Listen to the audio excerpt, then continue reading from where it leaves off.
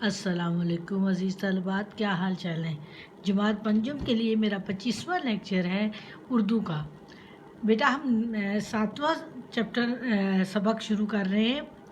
یہ ہے خاموش محسن، ایک ایسے لڑکے کی کہانی ہے جو کہ یتیم ہے اور وہ اس کو بولنے اور کی جو ہے طاقت اللہ نے نہیں دی، یعنی وہ بول نہیں سکتا۔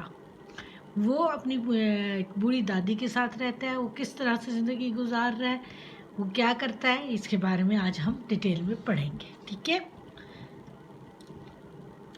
اور املا کے ورڈ اورنج میں انڈر لائن ہے۔ جب میں پڑھ رہی ہوتی تو نظر تو آپ کو آتے ہیں نا، ان کو آپ بھی خود اپنے پینسل سے انڈر لائن کر لیا کریں اور کر کے اس کی پریکٹس کیا کریں۔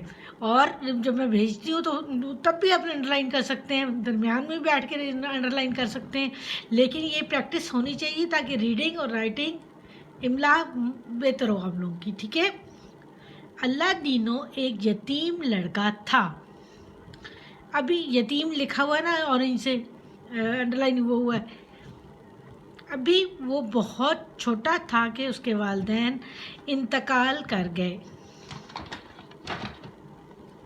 بس اس کی ایک بوڑھی نانی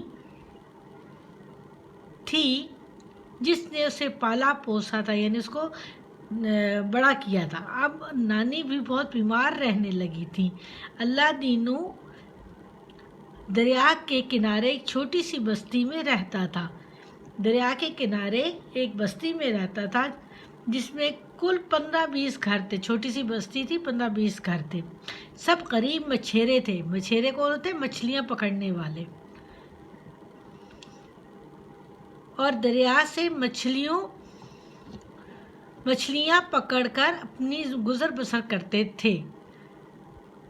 اللہ دینوں کو بھی ماہی گیری آتی تھی، مگر وہ اپنی بیمار نانی کو اکیلا چھوڑ کر دریا پر نہ جاتا بلکہ گھر پر رہ کر ہی مچھلیاں پکڑنے کا جال بنتا تھا، اور جب جال مکمل ہو جاتا تو اسے کسی مچھیرے کے ہاتھ بیچ کر کچھ رقم حاصل کر لیتا اور روکھی سوکھی کھا کر اللہ تعالیٰ کا شکر ادا کرتا۔ یعنی وہ غریب مچھیرا تھا خود بھی، لیکن مچھلیاں پکڑنا جانتا تھا، لیکن بیمار نانی کی وجہ سے وہ مچھلیاں پکڑنے نہیں جاتا تھا بلکہ گھر میں بیٹھ کر جال بنتا تھا تاکہ ان نانی کی دیکھ بھال بھی کر سکے، اور پھر وہ جال بیچ کر کسی مچھیرے کو اپنی گزر اوقات کرتا تھا۔ اللہ دینوں کو جھونپڑی ایک اونچی چٹان پر تھی۔ جب بستی کے دیگر گھر نیچے زمین پر تھے، اونچی چٹان پر بہت جگہ تھی جہاں وہ آرام سے زمین پر جال بچھا سکتا تھا اور اپنا کام آسانی سے کر سکتا تھا۔ وہ اپنی نانی کی خدمت کرتا، ان کی دعائیں لیتا۔ نانی کو یہ دیکھ کر بہت افسوس ہوتا کہ اللہ دینو ابھی صرف 10 برس کا تھا، مگر گھر کی ساری ذمہ داری اس کے کاندھوں پر تھی، اور افسوسناک بات یہ تھی کہ اللہ دینو پیدائشی طور پر بولنے کی صلاحیت سے محروم تھا۔ صرف اشاروں کنایوں سے اپنی بات سمجھا سکتا تھا اور بس، یعنی بولنے کی اللہ نے طاقت نہیں دی تھی، لیکن چھوٹی سی عمر میں 10 سال کی عمر میں اس گھر کی ساری ذمہ داریاں اس پر آ چکی تھی، کیونکہ نانی اکثر بیمار رہتی تھی۔ یہی سوچ کر نانی دن بدن کمزور اور بیمار ہوتی جا رہی تھی۔ اللہ دینوں ان کی خدمت میں کوئی کسر باقی اٹھا نہ رکھتا، یعنی کوئی کمی نہ چھوڑتا تھا بیچارہ اللہ دینوں، لیکن نانی دن بدن کمزور ہوتی جا رہی تھی۔ کچھ دنوں سے نانی کو تیز بخار اور شدید کھانسی تھی۔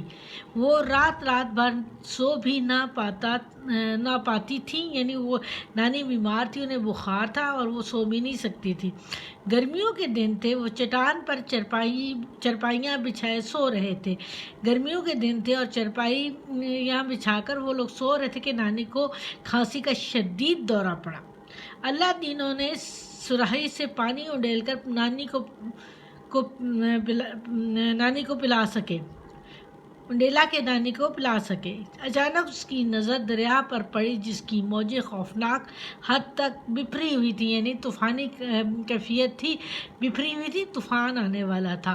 یہاں تک آج ہم پڑھ رہے ہیں 21:5، ٹھیک ہے۔ اگلا پیج بعد میں پڑھیں گے، آگے کیا ہوا، اس نے کیا کیا، وہ بچہ کس طرح اس نے اپنی ذمہ داری پوری کی، یہ بعد میں پڑھیں گے، ٹھیک ہے۔ اللہ حافظ۔